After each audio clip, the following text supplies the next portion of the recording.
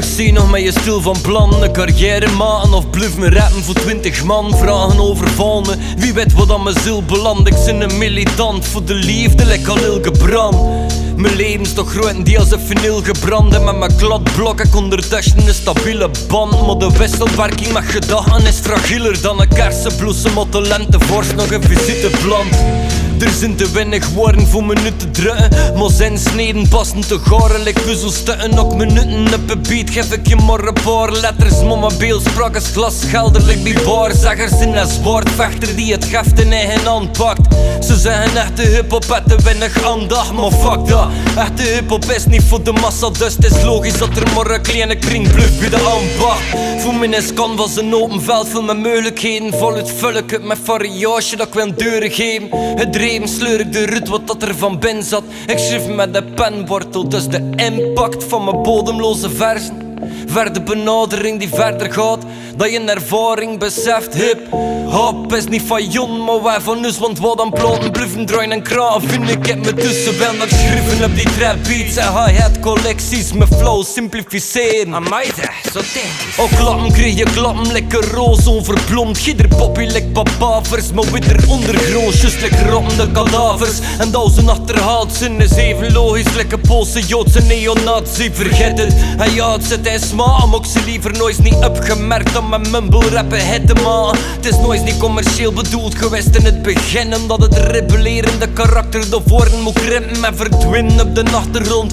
Nog maar een schim van wat dat was op het moment dat aangedreven is door winst. Ik geef een beats en schrijf een kortsluiting met de stroom van het elektrieke bandje en mijn elleboog. Niet zomaar weer een rapper, maar een lyricist die versen stookt in open vaten en op de platen zoekt nog wat dat die een sample hoort.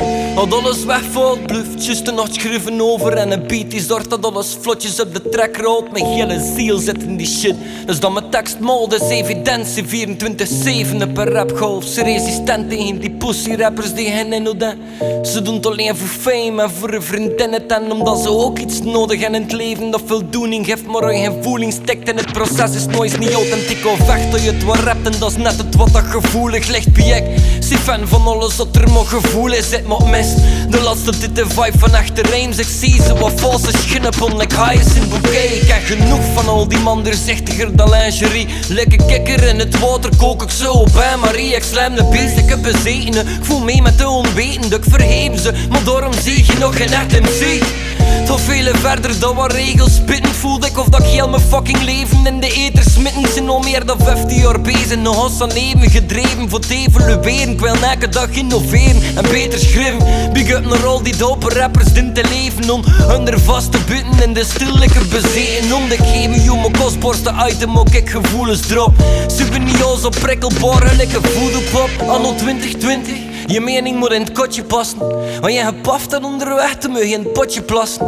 Toffe gasten met die flame, vraag het Floyd, maar ieder reprecht en goed bedoeld project wordt hier geboycott. Ze zwaaien met lege scepters en geven echt om nieten. Ze voeden je met angst en overladen je met verdriet. Je kunt niet veel anders dan te volgen met de massa. Je niet voor jezelf kunt beslissen wat dat er van afhangt. Het is fucked up, maar fuck dat. Het is kijken naar jezelf, want de hele witte wereld kunt er niemand je naam buiten giet. Dus ik zorg voor ik en voor mijn naast niks in chillen het genieten. Maar ik zie heel de wereld haasten. Ze zijn als aan onderweg, staan wij stellen bij situaties. Het is groeien, voor te eindigen met naasjes. Onderworpen man en flasje aan bubbels in het eenspad. Ze spelen je de lessen, maar ze zelf weinig leerkracht. Maar ze verkopen klassen, dat verkoopt beter dan kleerdracht. Overschaduwen alles op de wereld, die is één macht, maar één dwakken. Ze me nooit beroven, dat is dat ik breed last. De dag starten, zodat ik stap voor stap kom tot één dracht.